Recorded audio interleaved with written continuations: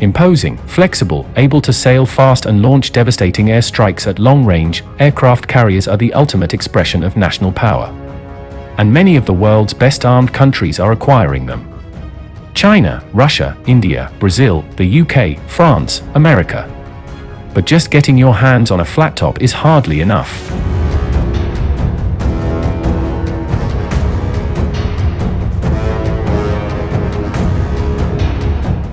For every example of a country that succeeds in deploying a functional carrier and matching air wing, there's a counterexample, a flat top hobbled by mechanical problems, stricken by age, sidelined by bad design, or stuck with warplanes that simply don't work. What follows are not the success stories. They are the case studies in flat top failure and object lessons for all the countries building aircraft carriers today.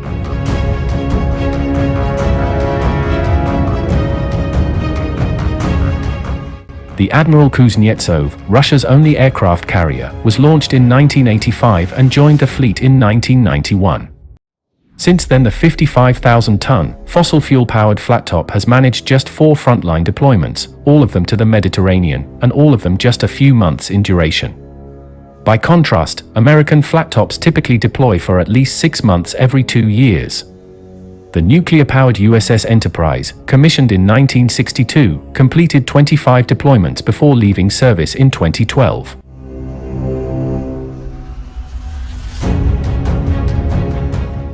One of Admiral Kuznetsov's major problems is her power plant. The vessel is powered by steam turbines and turbo-pressurized boilers that defense industry daily generously described as defective. Anticipating breakdowns, large ocean-going tugs accompany Admiral Kuznetsov whenever she deploys.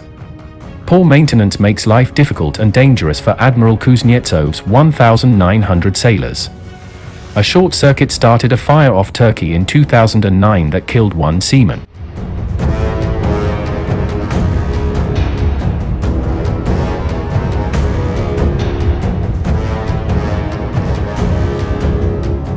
Her pipes are bad. When it's this cold, water freezes everywhere, including pipes, which may cause a rupture, English Russia reported.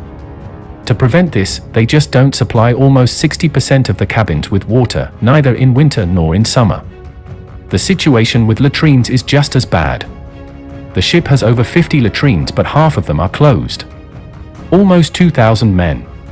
25 latrines. Do the math. Training and morale are so poor that in 2009 Admiral Kuznetsov sailors apparently botched an at-sea refueling, spilling hundreds of tons of fuel into the Irish Sea.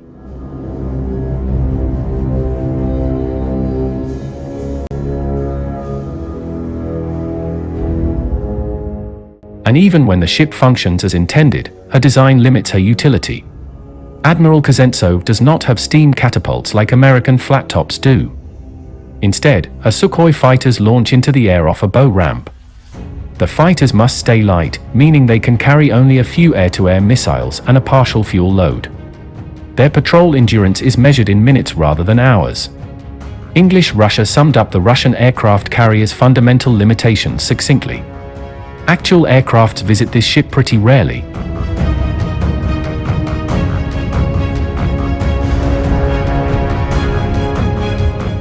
Moscow appreciates its flat-top problem and has vague plans to replace Admiral Kuznetsov sometime in the 2020s, by which time planners can realistically expect to have deployed the decrepit old lady maybe 2 or 3 more times.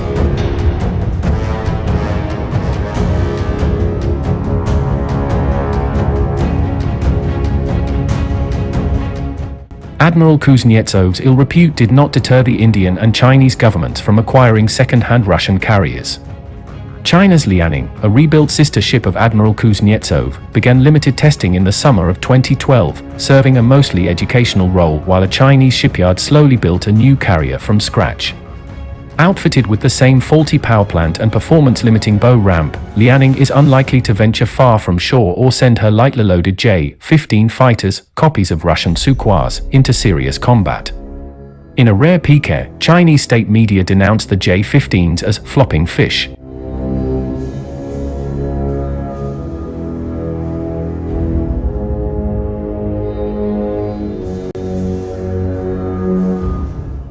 India's experience has been even worse.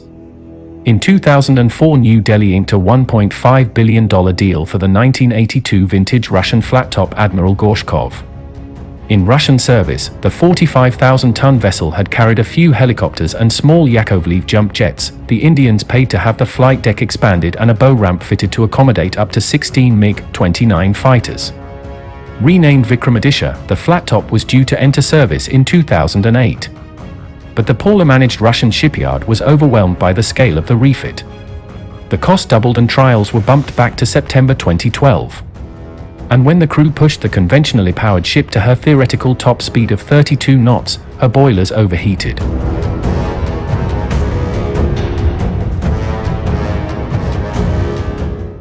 India didn't want to use asbestos as heat protection for the boilers, Defense Industry Daily explained. Instead, the boiler's designer had to use firebrick ceramics, which, as we see, didn't work so well, especially on a ship that Russia put up for sale in 1994 after a boiler room explosion. Our emphasis: more repairs, more delays, more money. The problems revealed during sea trials last year have been fixed, Russian Deputy Prime Minister Dmitry Rogozin vowed in late 2013, by which point Vikramaditya was expected to enter active service in India in the spring of 2014.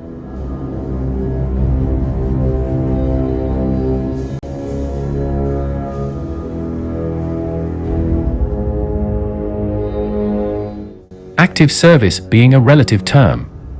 If Russia's own experience with its crappy carriers is any indication, the Indian ship will spend most of her time in port being repaired between brief forays into near waters. New Delhi is building a new carrier from scratch that should eventually complement the Russian Hammerdown. Not all bad aircraft carriers are Russian. The UK and France have both sold to foreign navies decommissioned flat tops that probably should have been permanently retired. In 2000, the Brazilian Navy acquired the former Foch from Paris for $12 million.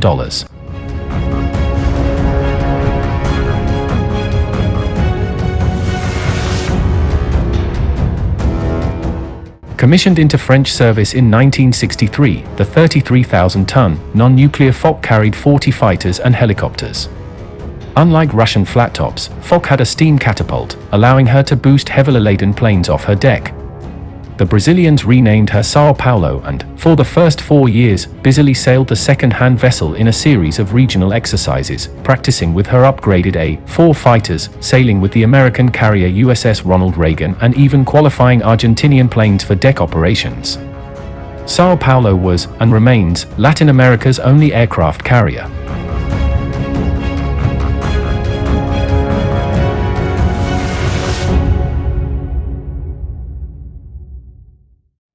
But her age began to show, despite Brazil spending an additional $100 million on upkeep. Onboard fires in 2005 and 2012 killed 2 sailors and left the flat-top barely functioning beyond flag flying and light duties, according to Warships International Fleet Review. The Brazilian Defense Ministry admitted the ship's effectiveness is extremely limited. Today the A4s rarely fly. Sao Paulo's replacement is still in the planning stages, a brand new carrier to enter service sometime in the 2020s, around the same time that Russia, China and India all hope to have new and better, that is to say, safe and functional, flat tops of their own.